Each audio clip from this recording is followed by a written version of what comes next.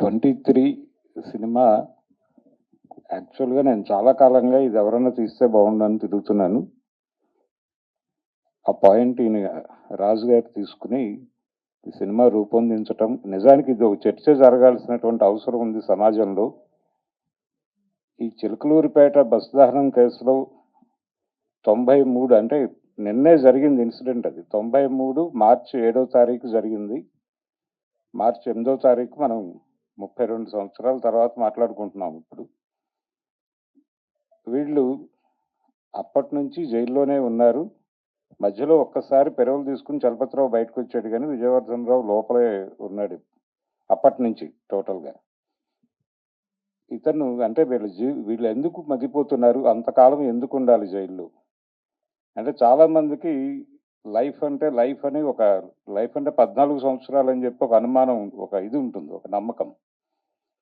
కానీ life is life అని ఒక జడ్జిమెంట్ ఉంది. అందుకని వాళ్ళు చనిపోయే వరకు లోపలే ఉండాలా? మిగిలిన వాళ్ళందరూ ఎలా వచ్చేస్తున్నారు? అంటే ఇందులో చర్చించినటువంటి 3 చుండూరు, అలాగే ఈవెన్ కారంచేడు కూడా. కారంచేడు కేసులో కూడా ఎవరికీ పెద్దగా శిక్షలు పడలేదు. ఒక పర్సన్‌కి తప్ప. ఇలా న్యాయానికి కూడా కులం ఉందా? అంటే కేజీ సత్యమూర్తి గారు దీని మీద ఒక పోయెం రాస్తూ, చలపతి విజయవర్ధనరావుల గురించి ఒక పోయెం రాస్తూ, అంటే వాళ్ళకి ఉరి శిక్ష పడిందప్పుడు. ఉరి రద్దు కోసం ఒక ఉద్యమం జరిగింది. ఆ ఉరి రద్దు కోసం జరిగినటువంటి ఉద్యమం సందర్భంగా కేజీ సత్యమూర్తి గారు రాసినటువంటి ఒక పోయెంలో అంటే ఉరి కంబానికి జంధ్యం ఉంది అని చెప్పి ఒక వాక్యం రాశాడు ఆయన. అది విపరీతంగా కదిలించినటువంటి వాక్యం. అంటే మనం కులం లేదు, అంతా ఏం లేదు అనుకుంటాం, కానీ ఇప్పటికీ భారతదేశంలో కులపరమైనటువంటి దోపిడీయే, కులపరమైనటువంటి అణిచివేతే నడుస్తోంది అనేది మనకు చాలా స్పష్టంగా అర్థం అయ్యేటువంటి కేసు ఇది. చిలకలూరిపేట. వీళ్ళు ఎందుకు అంతకాలం ఉన్నారు అంటే వీళ్ళ కోసం ప్రయత్నం చేసేవాళ్ళు లేక, మాట్లాడేవాళ్ళు లేక, అడిగేవాళ్ళు లేక లోపల ఉండిపోతున్నారు.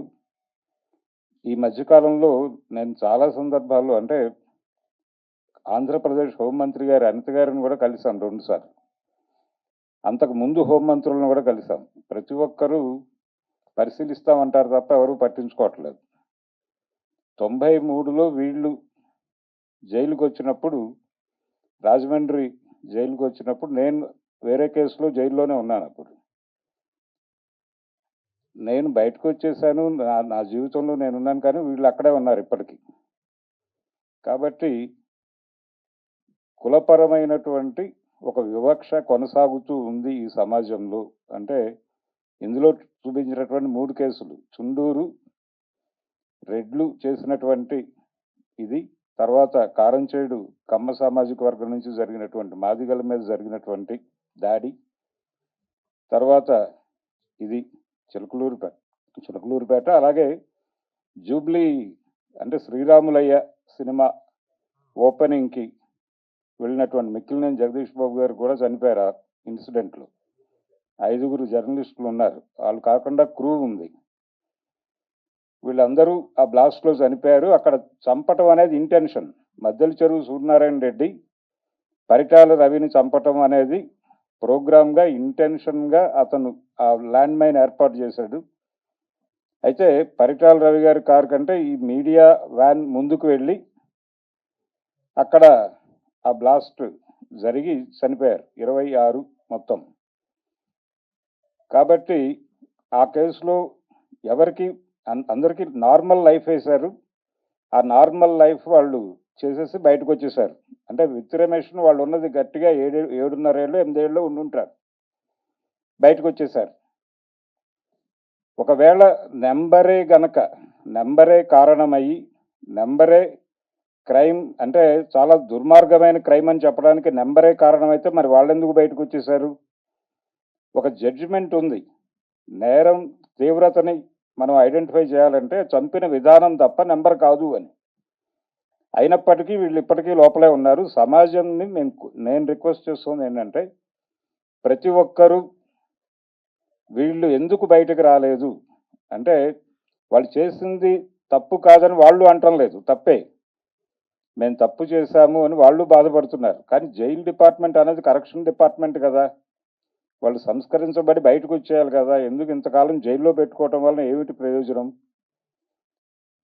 గాంధీ గారిని హత్య చేసినటువంటి వాళ్ళు కూడా 14 ఏళ్ళకి బయటకు వచ్చేసారు కదా! గోపాల్ గాడ్సే వీళ్ళందరూ.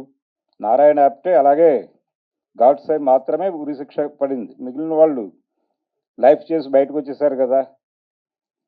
వీళ్ళు ఈ జూబ్లీ బ్లాస్ట్ వాళ్ళు వచ్చేసారు. తర్వాత చుండూరు కేసులో ఎవరికీ శిక్షలు కూడా పడలేదు. కారంచేడులో ఒకళ్ళకి పడింది కానీ వాళ్ళు ఎక్కువ రోజులు జైల్లో లేరు. అంటే కింది కులాల మీద జరుగుతున్నటువంటి దాడుల్లో జైలుకి వెళ్ళిన వాళ్ళు ఎవరూ కూడా ఎక్కువ రోజులు ఉండటం లేదు. వీళ్ళని మాత్రమే ఎందుకు పెట్టు కూర్చున్నారు? అంటే ఇక్కడ మాత్రమే ఎందుకు ఈ వివక్ష నడుస్తోంది అనేది సమాజం ఆలోచిస్తుంది.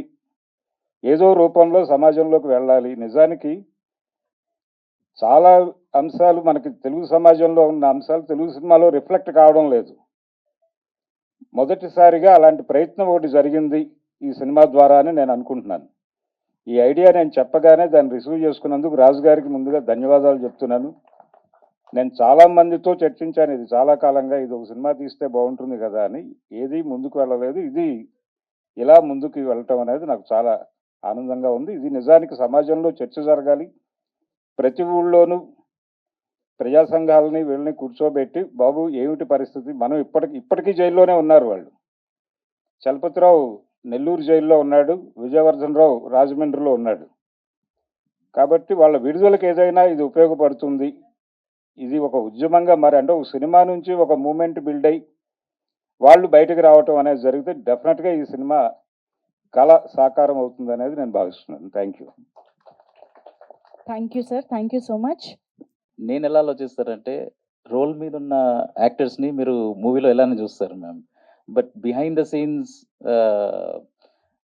కాంట్రిబ్యూటర్స్ని మనం ఫస్ట్ మూవీలో చూడము కాబట్టి కొంచెం ఒక్క one second at least let me express the gratitude to the team, the crew. Super sir. So story idea first అండి. సో భరద్వాజ్ సార్ ఈ ఐడియా తీసుకొచ్చినందుకు, ప్లస్ ఫస్ట్ వర్జన్ హెల్ప్ ఇచ్చినందుకు, అండ్ దెన్ దాన్ని కంప్లీట్ చేయడానికి హెల్ప్ చేసిన వెంకట్ అండ్ ఇండస్ the extraordinary dialogues, but screen ప్లేలో కూడా. బట్ ఒక్క చేంజ్ ఏంటంటే, క్రూ అందరూ మార్క్తో పాటు ఎడిటర్తో పాటు they all help me with the inputs for the film అండి. నెక్స్ట్ మన రైటింగ్ అయిన తర్వాత of course the most important part is the casting part. So Mahesh sir కాస్టింగ్తో హెల్ప్ చేయడం కాకుండా, మలేషియం ప్రాబబ్లీ ఒక అరౌండ్ 30 యాక్టర్స్ ఇంకా టెక్నీషియన్స్ని ఇంట్రడ్యూస్ చేసిందండి. I was just lucky to get such brilliant actors, new technicians. వాళ్ళతో నాకు చాలా హెల్ప్ అయింది, మూవీతో మళ్ళీ వాళ్ళకు కూడా హెల్ప్ అయింది. అలానే ఈ మూవీకి కూడా ఆల్మోస్ట్ 30+ యాక్టర్స్ ఇంట్రడ్యూస్ అవుతున్నారు, and they are so brilliant actors, and I was just so lucky to get it. But most of the contribution is from Mahesh sir and all the other actors, my team, everyone. వాళ్ళు కూడా అందరినీ suggest చేసి తెచ్చేవాళ్ళు, but మళ్ళీ నేను సార్కి చూపించేవాడిని, so that confidence ఒకసారి approve చేస్తే. And then for some of the actors coach కూడా చేసేవారు. So Mahesh sir, thank you so much. And my direction team చాలా తక్కువ మంది, బట్ వాళ్ళు లేకుండా అసలు nothing will happen. And my friend and production manager Kiran, thank you so much. And ఇంకొక ఇద్దరు మన mark, have to tell, music directors 1 year ఎవరు కూడా ఒక మూవీ మీద వర్క్ చేయరు. సీన్స్ డెవలప్ దగ్గర నుంచి 1 month, 2 months, 3 months చేస్తారు music director, not 1 year. So thank you mark, Sunny for the cinematography, costume designer Sripal, and my best friend Anil for the editing, and maybe I would have missed one or Lakshman sir for the production design, and most importantly art director Vishnu